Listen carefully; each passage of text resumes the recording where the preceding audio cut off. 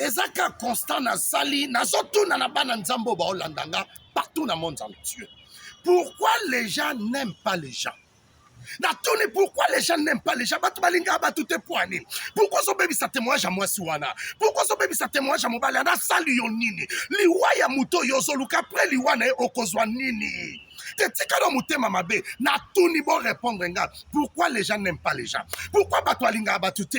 Batwaluka ka cheki ya baninga muto zoluka cheki na za mwana nzambe. Tala basakala na mwana nzambe te pardon. Et son dirait bata poto, so ko benge na oya poto ko yate poto ese beba memba ko ko zonga wate. Nyo swane sa mutema mabe, mutu alingi batute. A partir lelo, ma sœur, mon frère, bolamu nyoso bat basela yo. Nzambe na yonda simba bango basela bolamu. Mutu azwa kako e ute pa nzambe. So nzamba simbi mutu asela bolamu te mutu asela azate.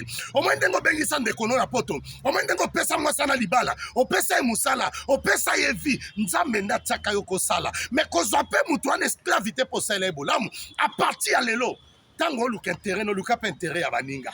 Omoni muto yo zo sambu saza papa bana. Omoni mwaso zo sambu saza mama bana. Muto zo lukaliwana ye azape na famille. Bokuta ne baninga. Boye bana na université, boye bana na église, boye bana na ba makele mala musala. Liwo yo zo luke kozonge la yo. Pourquoi les gens aiment pas les gens? Bapalinga batute poani. Pourquoi batoluka ka shita baninga? Pourquoi batoluka sheka baninga? Eza ba victoire batumusu victoire baninga soa bango. Réussite baninga soa bango. Se moninga pambwami aginga mobile intelte azandumba azaboye. Tema mabe sa mabe. A partir lelo, mutako selo bola muteso inzambete. A partir lelo, mutoki ko pesa confiance makase za yomoko. Ta yomoko oko se trahir te.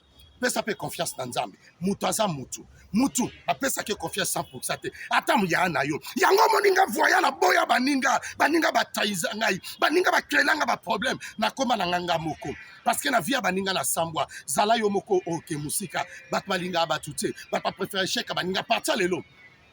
Kopesa moninga mbisi te la kisa ndenge ya kolo bambisi. A partir de l'occasion moninga mbiste osala occasion musala pesa mtu musala loboko moi stango pesi ya mobale bate yango ngala préféré na Eric Mandala. Eric Mandala hakabela mutu mbongo tapesa batu misala. Eric Mandala rumela mwana mama, rumela grand boss, boss silencieux.